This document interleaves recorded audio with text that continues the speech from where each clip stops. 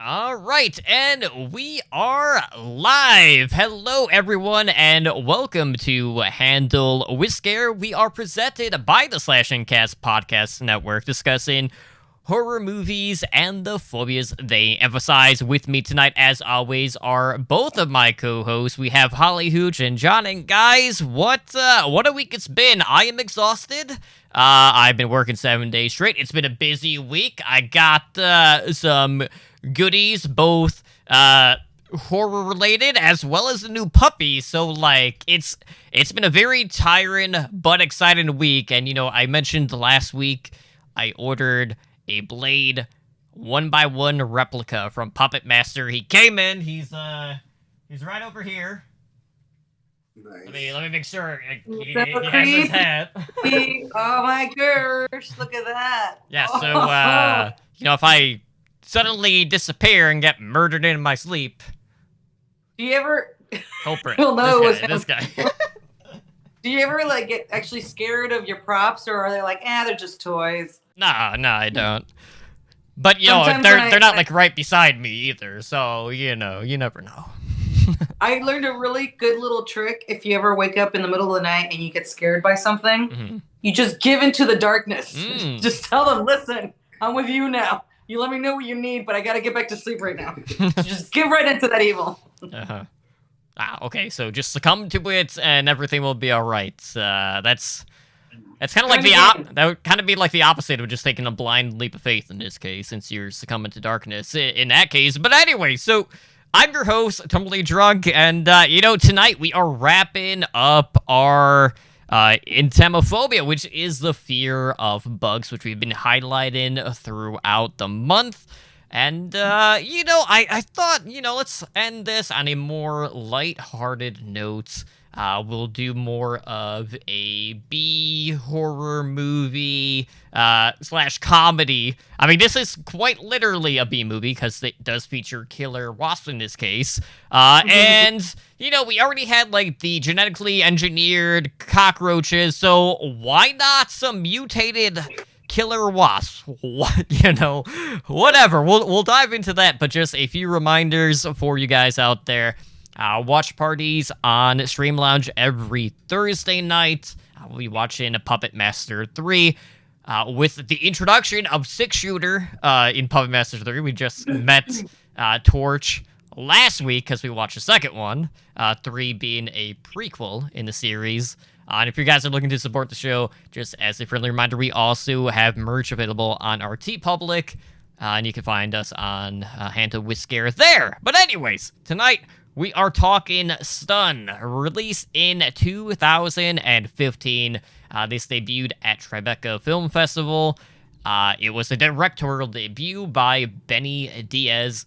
Has one fairly familiar face with our genre, and a couple of onions in this case. But all in all, I wanted to have, we've had some very serious movies, especially last week with Bugs. So, I felt like this was a good way to just cap off the month. And I know it's a little paint by the numbers in some spots, but it's definitely an entertaining watch. It is. I had a fun time watching it, and I have to admit, we've got some notes. Mm-hmm. But there were a lot of times where I was clutching my pearls, and so I thought, a movie that can get me to do that, I'm pretty excited to watch. How about you, John? Yeah, it was cool. Things I liked about it, and some things I thought were iffy about it. But it was good. It's a really competently made movie. It feels like a real movie, and that's saying a lot for lower budget horror movies nowadays, because I think we all know what we're talking about when we come across those movies where it's just like, this isn't even a real movie. This is like some people got together with a video camera and they went out to the woods behind their house. And then made a tax, what do you call it? A tax write-off. Tax write-off. And it's just, but this, it was a well-made movie. It was. But we have to, start at the beginning? Yeah. Oh, but before we do that, what were your general thoughts? Oh, yeah. Well, I had already seen this one a couple of times, actually. I'm pretty sure this was the first time watch for both of you.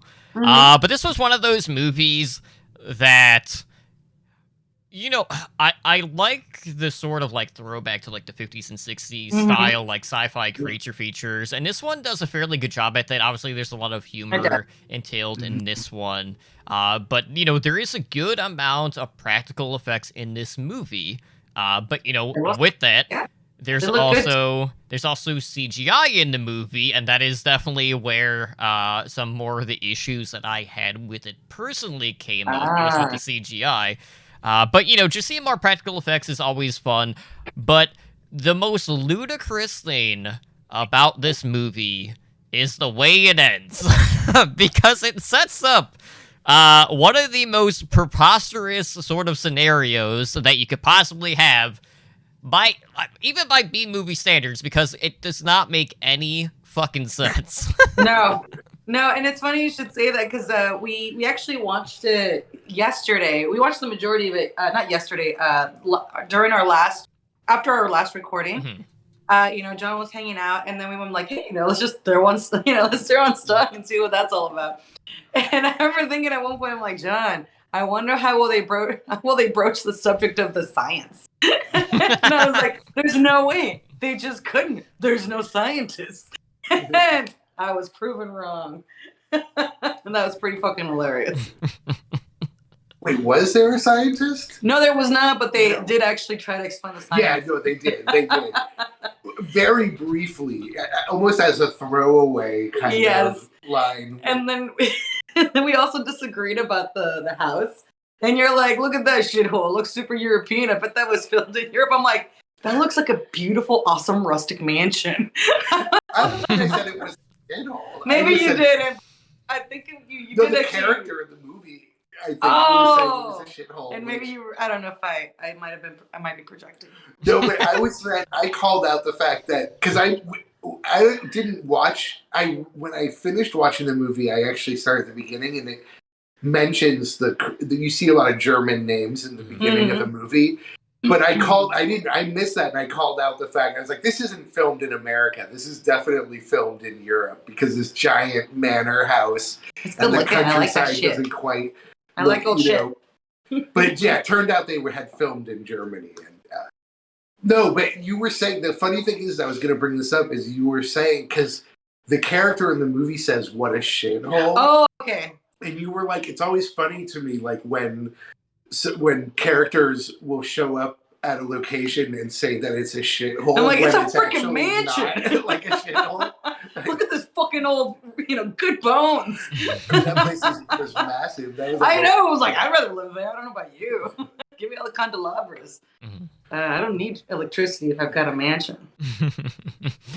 All right, so just a couple of tidbits. I already mentioned some of them, so I'm not going to re-go over them, but the concept for the movie actually came from the writer Adam Aristide, who had worked as a caterer for an outdoor party that had a bad wasp infestation problem. So he was really projecting in this one, trying to dig through that issue.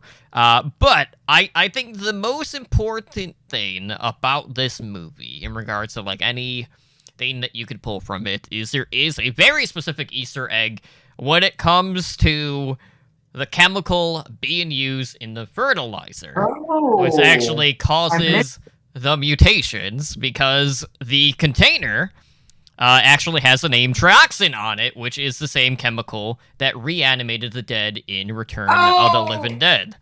Oh, I didn't know that, but when you started talking about the chemical, I'm like, it's got to be the chemical from the Return of the Living Dead.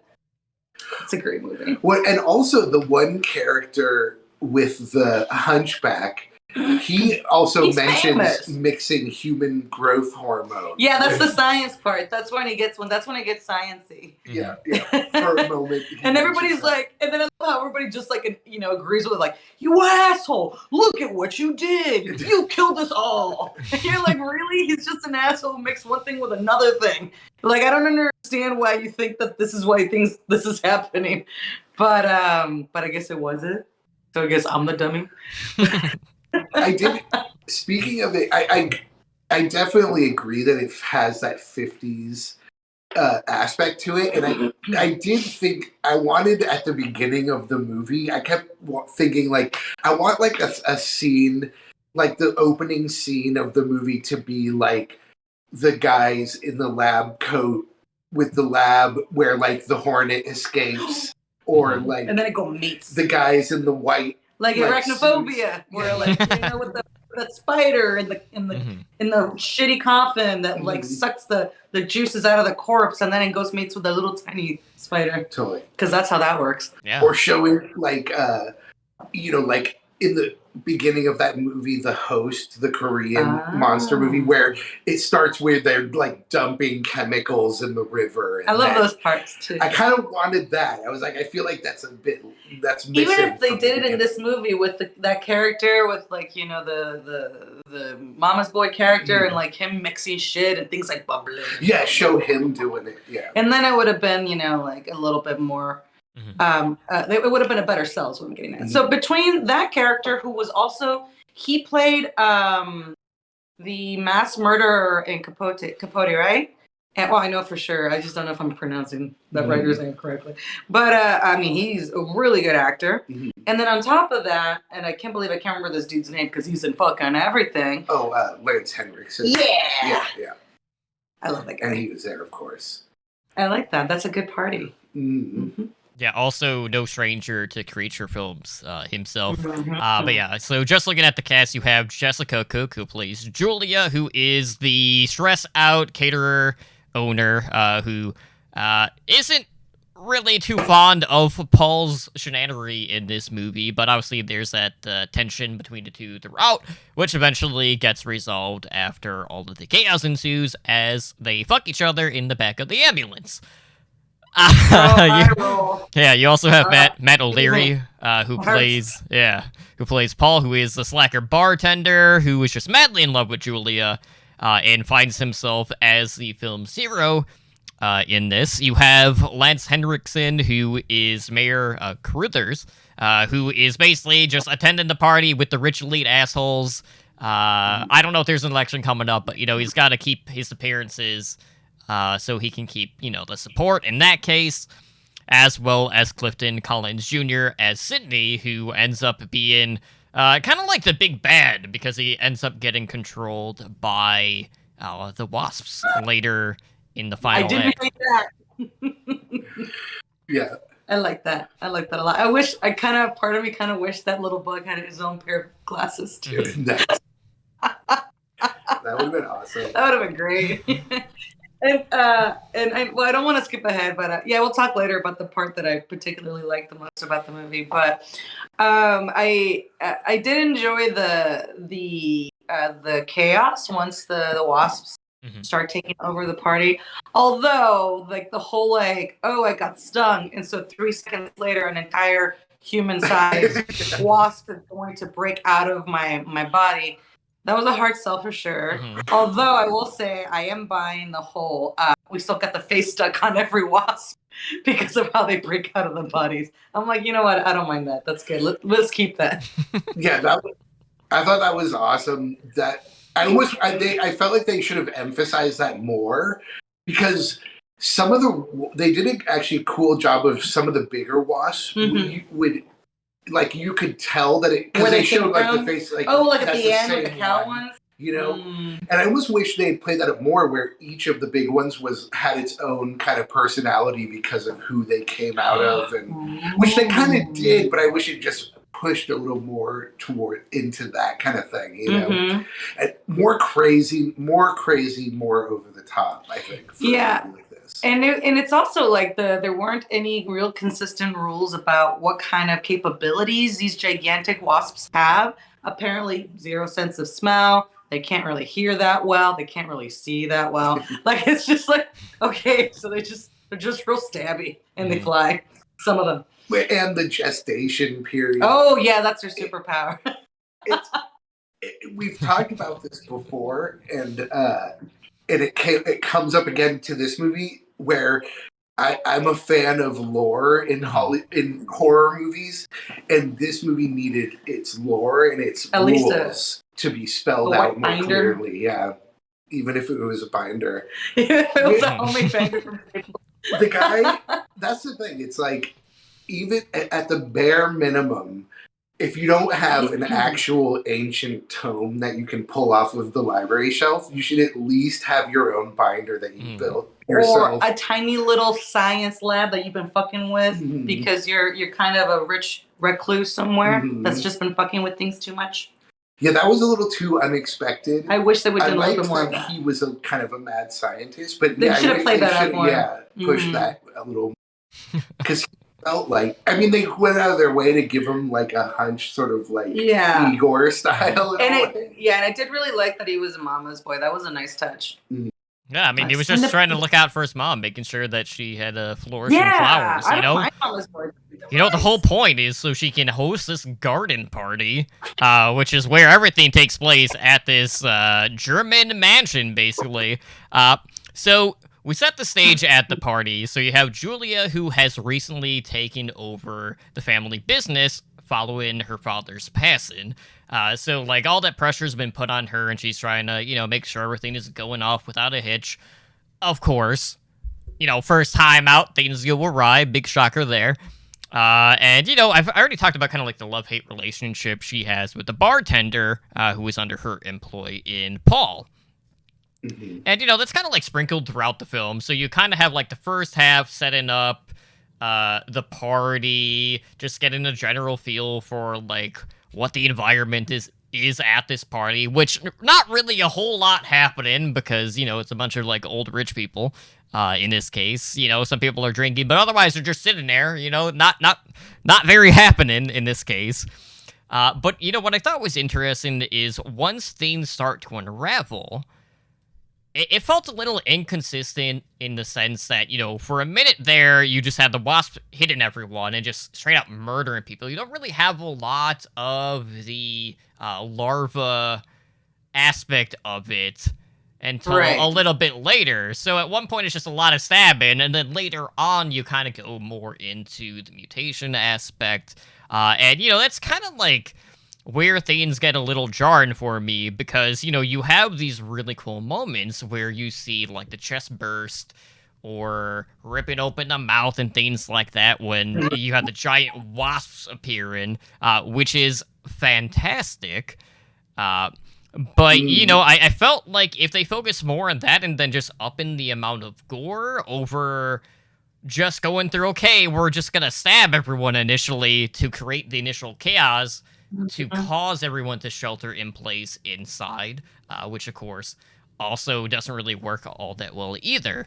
But the gore aspects of this movie were fantastic. I just wanted more of that because this movie does a fairly good job at having the right amount of attention in regards to the humor and the horror elements, which is pretty important for this kind of movie, because more times than not, you definitely have the more comedic aspects toned up to like 12, and then a lot of the other things don't really follow suit. A lot of it falls under. So, you know, as much as I like this movie, there are also things that I just wish were more balanced out, and really the gore aspect of it for me is the one thing that could have added a little bit more pop. So I wanted more of the transformations because they are cool, but I need more of that goodness because that's really the standout things of this movie.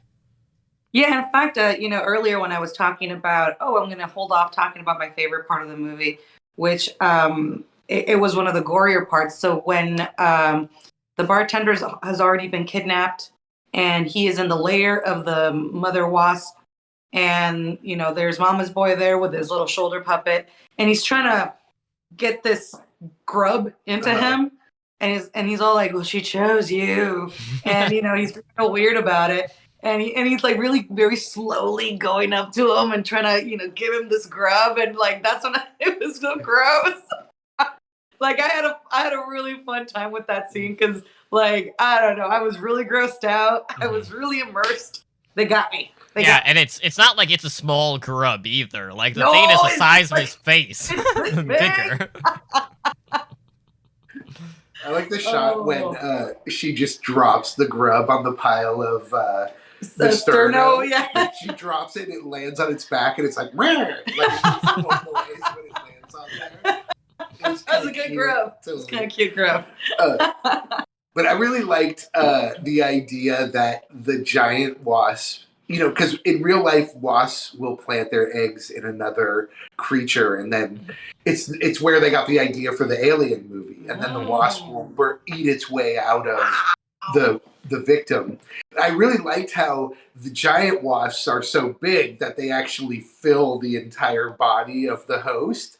And then before they burst out, the person starts kind of acting like an insect and their head is twitching around like the grandma, when she started to change. I really like that. And then they just kind of like pull out of them. Yeah, and like they didn't really explain how Mama's Boy didn't have like a full transformation. I mean, I don't get me wrong, I really enjoy Shoulder Puppet. I mean, that was probably my favorite parts, especially because like they would sometimes move at the same time. I'm like, and they were clearly more intelligent than regular wasps too, because like it was like the evolution, right? So here we're making up the lore for them. Lazy. Well, they kind of, because you can see it seemed like they were trying to imply almost that if the wasp gestated inside the person, and then they like gained intelligence from that person. It sort of seemed like they were trying to imply that, but because the grandma wasp sort of attacked the Mama's Boy, like, and seemed to be like specifically mad at him as like the because remember how the grandma got mad at him before she died? Yeah. So it seemed like they were trying to sort of do something with that, but I did enjoy like the scenes in the mansion, like that were just tearing it up. I was like, those are a lot of fun. Just a lot of like blowing through fucking walls and shit. And to your point, I thought all of the special effects, including the CGI for the most part, were pretty good. Even like the one where they're leaving the mansion and the gigantic, fully formed, gigantic wasp that's like reddish. I mean, yeah, it was, on the fakeish side, but I stared at that thing a long time and said, the only one that I didn't like was the Wasp on Fire. Yeah, that was rough. That was like very Sci-Fi Channel, and then even Big Heart for Sci-Fi Channel, like Asylum movie kind of style. Although I did love it when like the cops were approaching. That's like the big like twist at the end, right? Which let's just ruin it right away. So the big twist at the end is like they never got away. The wasps are coming for you, and the cop is looking to see this dead wasp and. That they like smashed into a tree, and then he gets taken out by a giant steer head because the wasp has just ripped out of this gigantic steer into an even bigger wasp. And had the cowbell still on it. Was that what I missed? That's what it was. It was raining at the end. Yeah, the cowbell rings like at the end of the movie. And see, that ties into where I wish there was more lore and explanation, because it seems like they're trying to imply that like this even huger wasp is huger because it was born within this big cow. And also the human growth hormone thing. I don't know if you've ever seen cows they give cows the human growth hormone, and then they turn into these giant mutant buff cows that look totally they give a shit ton of milk and meat, and and so I thought the implication was sort of that this was a huger version because of that. I mean, that's my current theory for why my cousins and I are taller than our parents. Oh, we drink a lot of milk growing up, very little water. Build strong bones and teeth. I'm sure I'm crazy because of it. But we're kind of jumping around, but I feel like it's kind of fine in this movie because this movie is very like it's very straightforward. Yeah, it's extremely straightforward. It's not like a linear story. It's just kind of like run around avoiding the bad guys or getting killed. Yeah, it's literally the party. And then the chaos. Yeah, it's like, and on one hand, I can appreciate that. Like, yeah, it was fun. I feel like that was a definite decision where they were like, we're just gonna, the wasp are gonna attack, everything's gonna go crazy, and then it's gonna be an hour of craziness. Yeah, they even like went through the effort of like making sure that the majority basically all but one of the characters that got killed off were just kind of, we got to see their bad side, right? So everybody, you're kind of like I don't care if this person dies, kind of thing, except for the housekeeper who was really nice and it was, friends with a girl's dad, and I haven't bothered to learn anybody's name. No, yeah, I can't remember any character's name in this movie at all. But I felt like the story bits, the parts where there wasn't craziness and they would kind of slow down and have the story, that's where I feel like this movie was kind of weaker, because it was just like, it just felt kind of like, okay, like we're going to take a few minutes here and we're going to hang out and chat for a bit until the next throw in the sexual tension. Yeah. Not even tension, because she was completely disinterested at first. And then the whole point that they're trying to make is that as he's becoming, more courageous and more of a stronger person, then she is developing, an attraction to him, which is a very valid sort of like plot device. But they just turned it around too quick. And not only that, because the movie isn't really built to give those kind of moments real credence. So really they'll go through a big sort of crazy scene, and then all of a sudden she's attracted to him, and then all of a sudden they want to go at it. And I'm like, maybe I'm getting old, but I'm not particularly interested in banging at this point. I know. Yeah, there's a scene later in the movie, not in the ambulance, but before, where he's like talking about like, do you like making out? And it's serious. Like, it's not played for laughs. It's like meant to be sort of a romantic scene, and it just felt like so like nobody would really be doing this. And if he was doing that in that situation, he's deranged, because he's like, hey, like they're all the getting attacked and murdered by giant wasps, and he's like, do you like making and out? If they haven't established their age, I mean, can we look up how old these actors were during the filming of the movie? Because it kind of looks like there's a good 7-year gap. And I'm like, between the two of them. Yeah. Right. I'm like, yes. and they were trying to do the thing where he's kind of like the goofball, but he's like endearing. But he's endearing because he juggles. But it walked like that actor was good ultimately, and I think he kind of saved the role. But I feel like the character isn't that endearing, really. And she was a good actress too. I mean, everybody was decent actors. I didn't think there was bad actors. But there was just a little bit of bad writing. Okay, I'm looking it up really quick. Jessica was 26. Oh, that's older than I thought. And Matt O'Leary was born in 87, so he would have been a couple years older. So 27, no, 28. Not too bad. So they're pretty close. I take it back then. I was just being mean for no reason. But there isn't a lot of chemistry between them. And I don't even mean natural chemistry, but even the script doesn't really do things to make or at least pair them up. Get together. Yeah, they don't show them in because I mean she is shown as being she's strong, she's intelligent, and she is willful. She wants to make this business work. He's shown as being very Bill Murray. Not worse. I mean, no, just kind of I can't even. I'm trying to think of the words. He's not exactly an idiot, but he's just kind of a goofball. A goofball that takes no accountability. But not even that, because he takes a little bit of accountability. He does his job well. He's kind of surly, which is unlikable about him. He's not just a goofball. He's actually kind of an asshole a little bit too. The way he sort of interacts with people a little. But because he's kind of he kind of does that thing where he's too cool for school kind of thing. And it's just, it's are you really cooler than everybody around you? Are you? And maybe we can talk a little bit more about some of the other characters in the movie, because I thought everybody had a good ounce of interest to them, which I liked.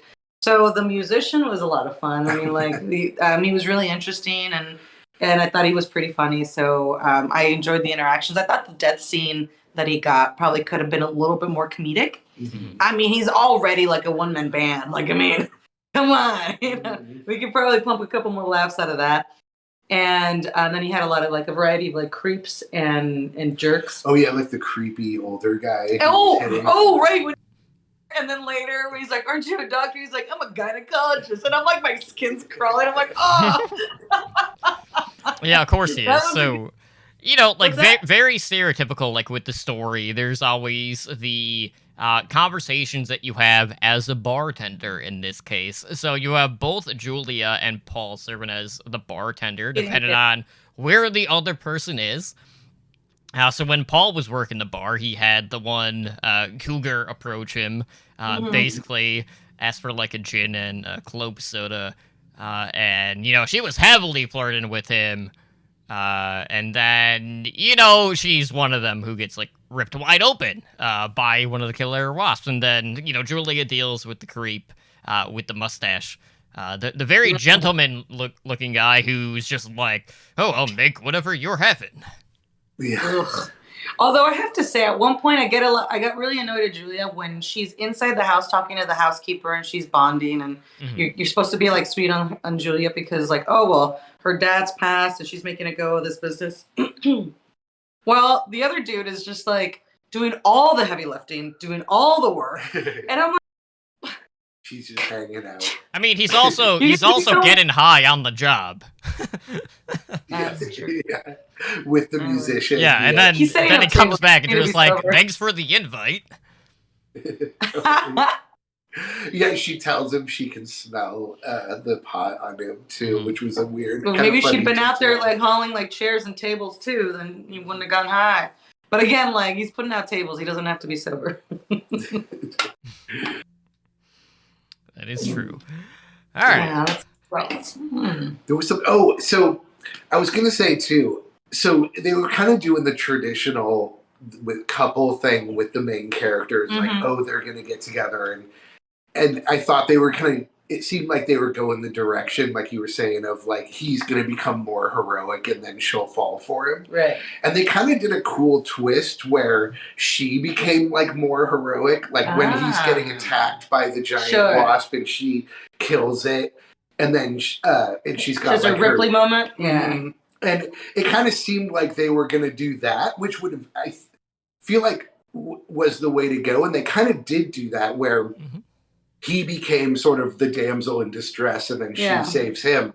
But then they have that car accident, and then she's completely knocked out, and he wakes up. And I was like, this is BS. Like, he's been impaled through the chest with a thing. He had his hand off, and he was holding on to the flaming wasp, and while driving and not feeling anything. I mean, that's gotta really drain you.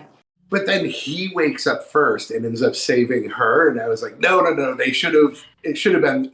He's taken way too much damage to be the one to wake up first and save her in that situation. And then they want to bang with a bunch of EMTs outside, like. But then that was just like amazing, because they like earlier they had that awkward do you like making out scene, and then they actually, and I was sitting there thinking, I was like, are they really going to do this? Are they going to actually are they going to have sex in the back of the thing, and it's going to be in the movie? Like, it's we're having a sex scene now after the end of the movie, essentially.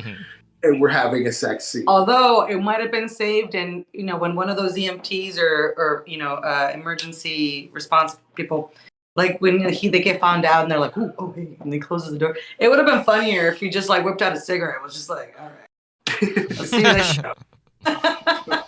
Yeah, but I mean, that didn't make. They immediately just skipped the foreplay. They didn't even do any making out. They just went straight into it. Now, I mean, do you guys think that if you were in a high pressure life or death such as that you wouldn't spend more time running away, that you'd like not finish the running away part and then try to get down? I know. It's like, how about you, T? Do you think that you would be like, yeah, let's have some sex right now? Yeah. Instead of. I mean, if life's just a B movie, then why the hell not? I guess so. I feel like they could have earned that moment more if things had been more, as we've been talking about this, more crazy, more over the top. Then something like that, I think, could have been more crazy, more over the top. Like, explain yourself. In terms of just like the relationship, their relationship, and just kind of everything, more Evil Dead 2, just kind of like truly insane stuff. Then it's like when you're so in the realm of not the real world that it's like stuff like that starts to work better. Where you're like kind of not right in the head after everything that you've been thoroughly traumatized. I see. I feel like this movie, on one hand, it's horror comedies. The tricky thing is, it's like you want to have there needs to be stakes. You have to sort of worry or want the characters to survive and to get out of it, and for there to be real danger. Mm-hmm. But at the same time, there's comedy which sort of diffuses the danger, and so this movie, I feel like, did a awkward job at walking that line where and the stakes are fairly low. I mean, when you start finding life and death, but when like she's really worried about the business, but the business is all of like one European tiny truck with like 4 rolling tables and a couple of chairs, and I thought to myself, you can rebuild. And she's like, oh no, the business will fail. You can just rename it too. Like I don't think anybody's keeping track of you like this. Like it just doesn't seem like very like, oh, my dad's gone now. I really got to keep the business going. You mean the 4 tables that you lug around the fucking countryside? Okay. And she even says at the end of the movie, she was like, like, oh, what a joke. Like, that I'm trying to do this. And it was weird because it's completely legitimate. That's fine. Yeah. That's the thing. This movie, like, as sort of when you sort of talk about like typical sort of like the way a movie should be set up, in the very beginning of the movie, when she's talking about how the whole situation with her dad and the business and she's taking over and she needs to make it work. Like that's that character's like that's her like thing for the movie, and unfortunately they just kind of dropped it. Yeah. Like at the ending of the movie, the resolution should have directly tied into like her taking charge and learning how to like run things. It should have been her. And it felt like I mentioned before. It felt like they tried to sort of where she's that, like, but, killing the wasp and being all like Amazonian and shit. Yeah, like she should have been the hero. That would have been nice. But it felt like they were making him more the hero than her at a lot of the time, and so. And the ending, like we were already criticizing the effects with the wasp of flame. But I mean the whole like I'm not leaving you, because I mean they're having a full on conversation. He's completely like not feeling like his burning hand as he's holding on to this flaming wasp. And I know it's a B movie, but it kind of bothered me a lot. I'm like, for fuck's sake, you're holding on to a burning thing. Like, why aren't you crying a little bit? And why are you having like this like cute moment? She's like, I'm not leaving you. It was like the Thelma and Louise moment where they hold hands and like it drive into the tree, not off the cliff. But maybe his nerves were just shot. Yeah, I don't think that's how that works. Plus, I mean, I don't know. They smashed it, which I guess was a good idea. That was a very good idea. I mean, that fucking wasp wasn't giving up. That was that's the thing to do. Yeah, and then I oh, sorry, go ahead. I was gonna say, like, when they were going through like the whole like human growth hormone aspect, trying to like explain the science out of the shit. The only thing I could think of at that moment was Teenage Mutant Ninja Turtles 2, Secret of the Ooze, and I just kept thinking of those fucking dandelions. Because it's the same thing. The ooze, was in the ground. Yeah, everything was growing ridiculous, and I was like, oh, there you go. So, who knows? Maybe there's a connection there with murder wasps and the giant dandelions. I don't know. And plus, there could be like a rat down there that gets transformed into a martial arts teacher. I don't think we have anything to worry about, because even though we're putting so much crap down the drain, I think I've heard somewhere that there's a lot of antidepressants in sewer dwelling animals and in like fish in the ocean because of how much they're being consumed by people and discarded. I don't know. So they're chill. There's a lot of similarities between what's the guy's name in this movie? The Hunchback Sydney. There's a lot of similarities between Sydney and Baxter Stockman, who's one of the turtle villains. Because he's like a mutant housefly. With like, I did really like his dirty glasses that he continues to wear throughout the movie. Like, that's a good like horror movie trope where it's like, I need these, even though they're like so smudged. Yeah, they're completely scratched up to the point you can't even see them. Like one lens is like half gone. I've always liked that trope. Just keep it. He kind of reminded me of Dr. Octopus from the Spider-Man movie, where the tentacles talk to him and tell him what to do. Like that was kind of like cool. what was going on with his little wasp. You know, when I step back and I look at the whole movie, like it was a lot of fun, and they did give you a lot of different experiences. So you go through the different acts are well defined and they are interesting. I mean, even after the whole like warlike, running through the house as it's getting demolished by these wasps, and then you get the fight scene in the garden, and then everybody gets knocked out, cut over to like in the lair of the wasp. Like it was a lot of fun stuff going on, and then of course the big explosion, which is absolutely necessary because you kill it with fire. Good. Those sternos, did you see the sterno with the sternos? I saw it, I'm like I was like I that's one of those things where it's like I hate to be nitpicky on movies like this, but sterno is designed specifically to burn slowly and not be explosive. So piling up a bunch of sterno and throwing a match is not going to cause an explosion. It's just going to warm up some bugs. Yeah, it's just going to make a little low flame. But whatever. It's okay. You'd think some of this German engineering would actually have been a little better. But it's a like I was saying at the beginning, it's a real movie. Like I wouldn't be surprised if this director ends up being able to do more movies after this, because I feel like it's like if you can make a low budget movie and make it feel like a real movie, then it's pretty you're good, kind actually, of into the Hollywood system at that point. I would agree. Because as like I said before, as we all know, it's not nearly as easy as people think to act and to make a movie. Right. Like you can't just throw some people in front of a camera. Even with Let horror, the magic happen. Horror is considered to be like the easiest, most profitable genre to make movies in. But even still, like it has to be a real movie. It can't just be crap. And then like you were saying, like acting is it's not a given. Like you really do have to invest in your actors.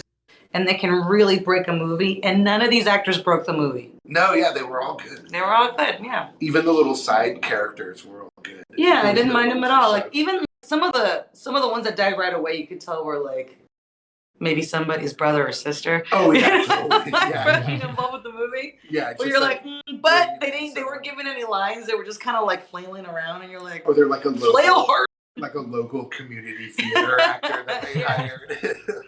But all of the speaking characters were, I thought were decent actors, including even I remember thinking the housekeeper I thought was pretty good.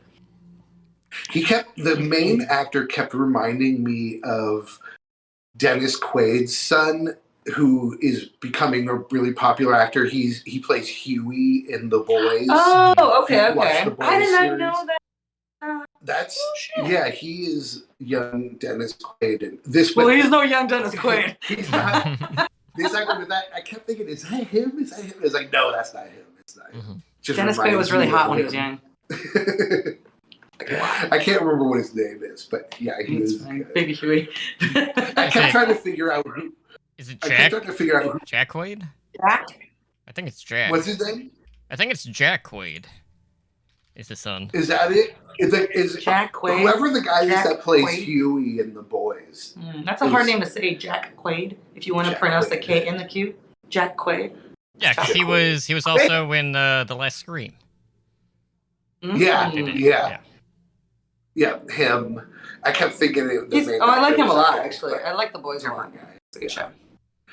But and I kept trying to figure out who was actually a German actor doing an American accent. Did you figure it out?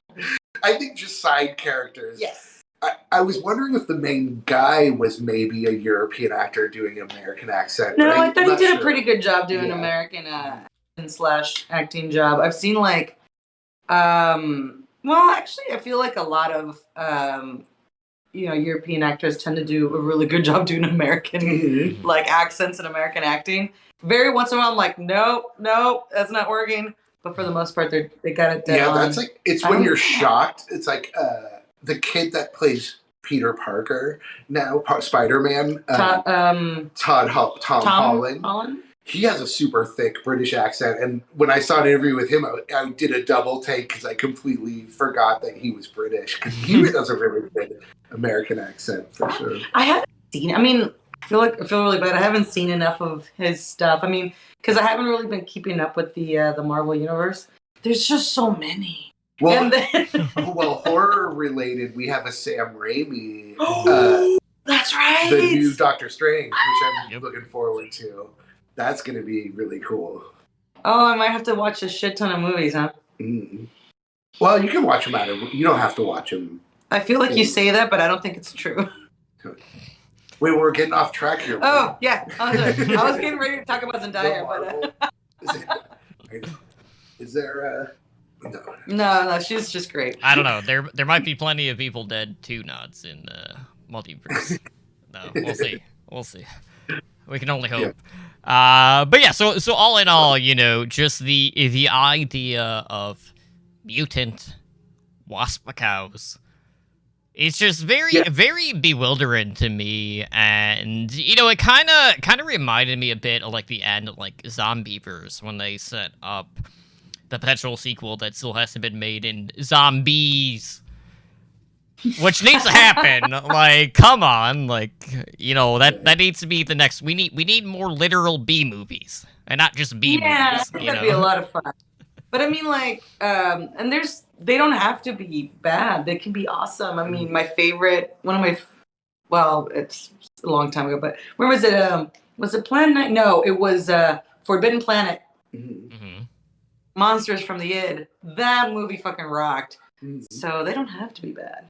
No, they could be amazing. Definitely. It was her dad the whole time. So creepy. So creepy.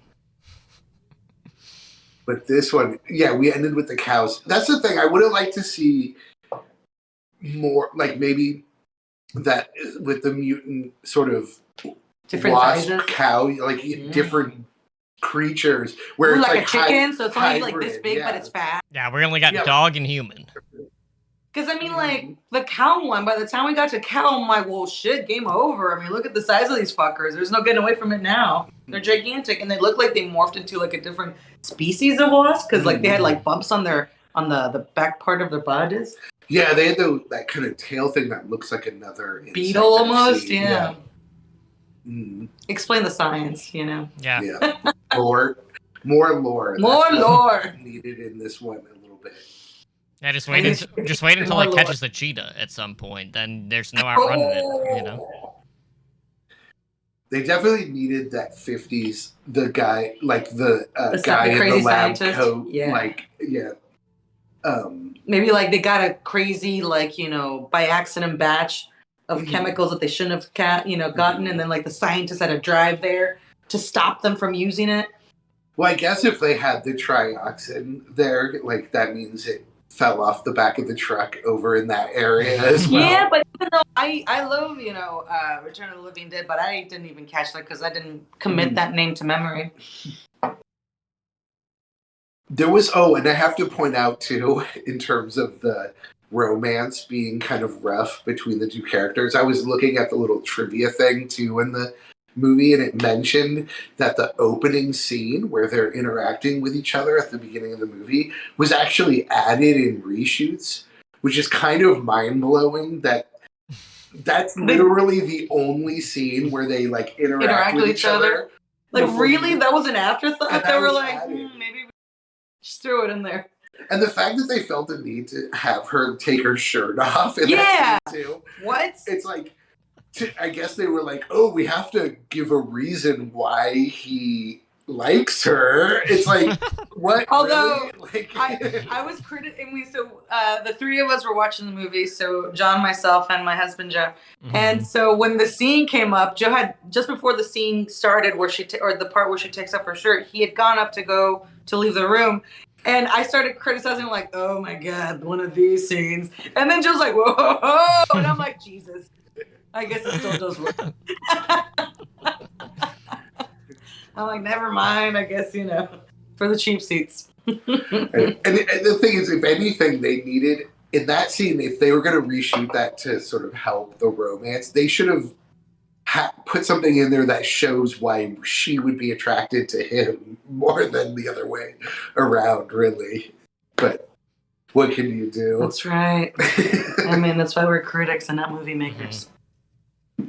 See, the obvious thing at that point would have just been to spill something on the guy's pants. You got to go one for one. And then he takes his pants off. Yeah.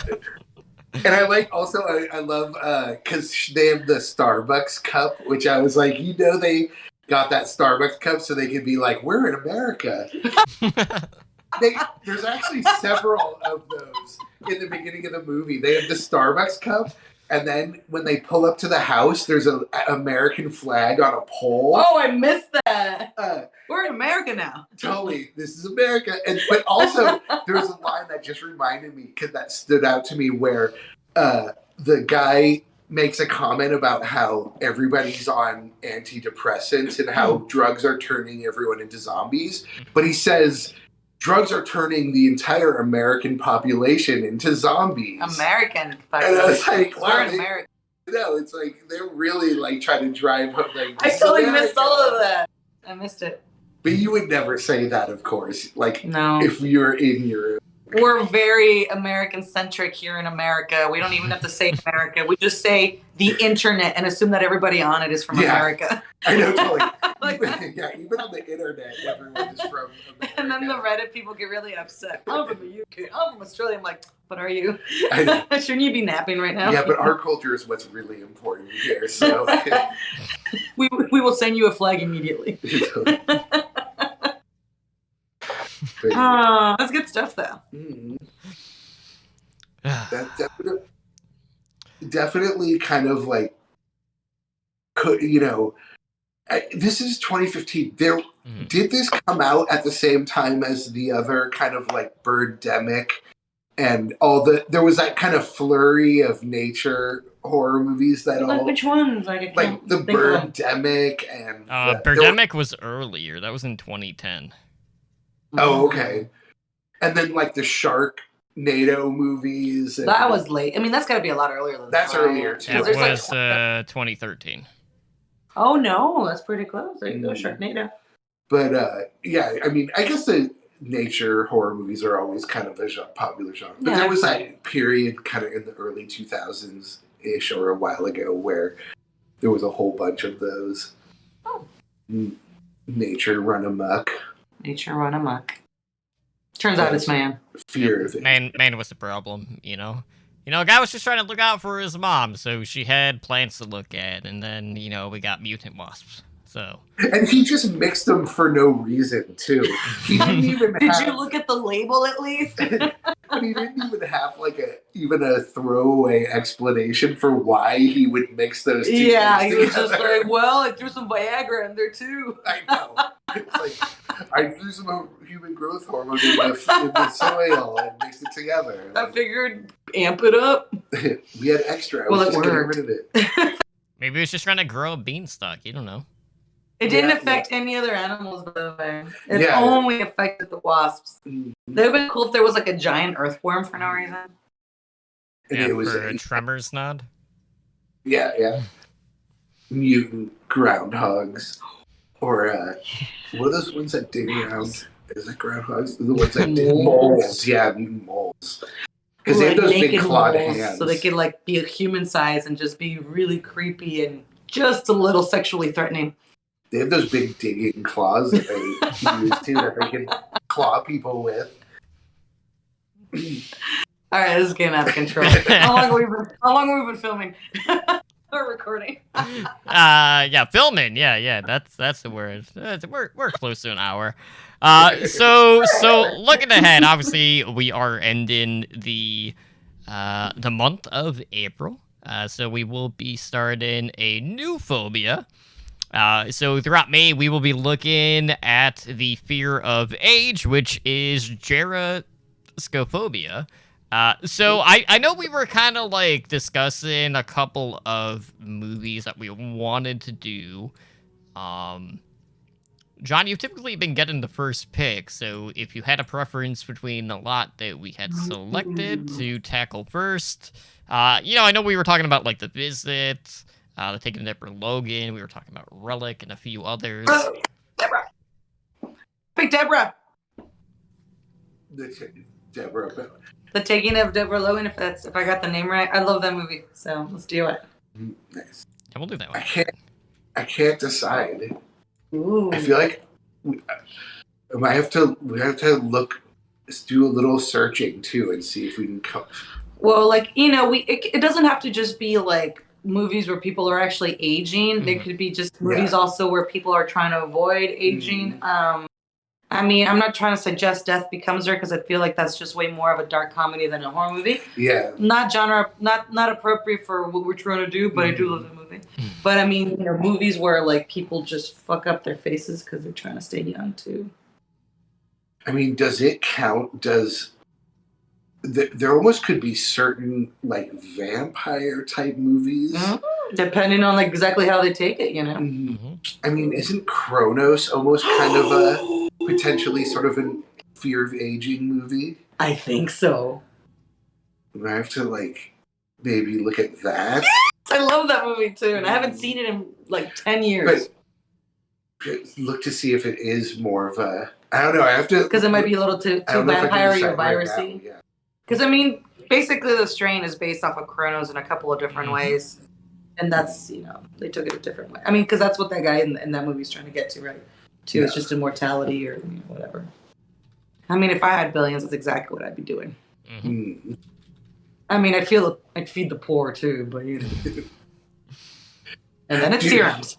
Do you know what you want to pick at all for this one? I do have one, but it's more of a minor one for this phobia, but it does have a character that kind of centralizes around plastic surgery. Oh. What is it? I won't steal it. Well, it's probably not even one that you'd think of. I was thinking Repo the Genetic Opera. Oh, nice. Yeah, that's a good one for sure. That sounds really fun. I don't think I've actually watched that movie. I haven't. That's the one with what's his name from? I'm totally blanking on his name. He was famous for a while. He was in the AI movie, right? The last am I mixing up two movies? Because there's a Repo movie. Well, they have very similar concepts because Repo Man in both cases go for organs.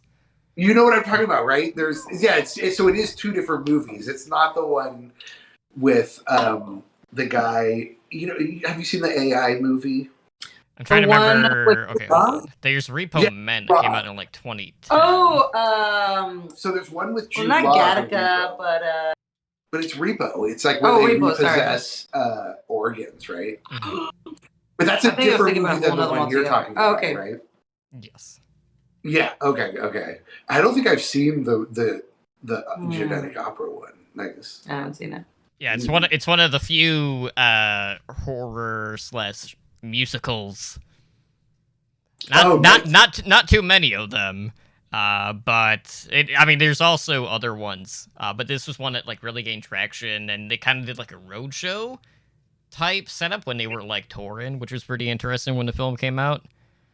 Isn't it? I think the band is the band Skinny Puppy the one who did they do music for it? I'm not sure. I thought there was like an industrial band, like 9 Inch Nails type of band that helped do the music for that movie, but I'm not sure. I just remember reading something or seeing something about that. Yeah, this one was directed by Darren Lynn Bousman, who did Saw. Oh, nice. And you're picking down. I don't know what to pick yet. I want to look around before I decide. Yeah. Maybe, Kronos could be good if it's really like age-related. Right, and we have to watch that one again. And then, which I kind of think it is. And I wouldn't mind doing a little bit of research, because, I know I just picked mine, but there's also a fourth one out there that we can decide on, so maybe we just do a little bit of research and we come back with, like, all right. a knockout.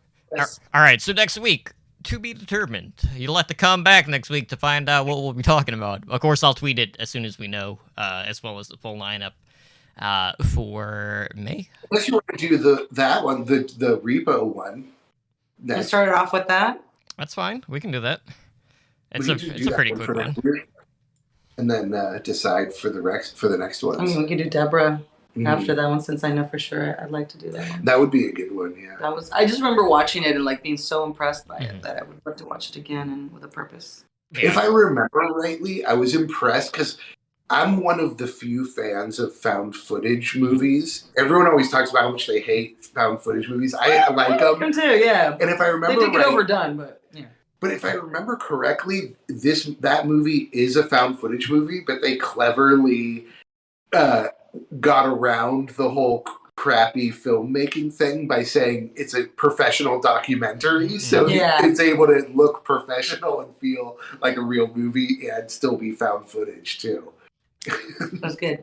Well, that's true. All right, so then next week we'll start with Repo, the genetic opera, which was released in 2008. Pretty quick runtime. It's only like 98 minutes. But there is like the Devil's Carnival, and I think there's like one more. Like it's an actual like trilogy that they go through. But some very interesting characters, and it's got a lot of that futuristic sci-fi or ordeals as well. A lot of like billboard lighting. But it is a musical, so not something that we typically would cover. But this is like one of the soundtracks that like I still play very frequently when I'm listening to just random playlists. Nice. Yeah. Cool. Yeah. And it also has Paris Hilton in one of her few horror roles. And I know a lot of people shit on the House of Wax remake. I'm not one of those people. I think that one's pretty underrated. But she's some pretty interesting scenes in this one too. Nice. We're the same age. Almost. Paris. She's a little older than me. Yeah, I remember hearing that. Like, I don't think I saw the Wax one, but I remember there were some people saying, like, it's actually a good movie. Like, it's not, like, everyone was like, oh, of course it's going to suck if Paris Hilton's in it. Like, that it actually turned out to be legit. Yeah. Nice. Okay. All right, so Repo next week, but for now, guys, we will call it here. So if you guys are looking to contact the show, of course, you can find us over on social media, on Twitter at HandleWithScare. You can find our video content on YouTube at youtube.com/HandleWithScarePod. And, of course, we have our website, handlewithscarepod.com. But for now, I hope everyone enjoys their weekend. Go check out Repo ahead of next week's episode, and we'll let you know all of the movies we will be discussing for the rest of the month here. Probably over the weekends or early next week at the very latest. But, for now, guys, take care, have a good night, and we will see you next Wednesday. Bye.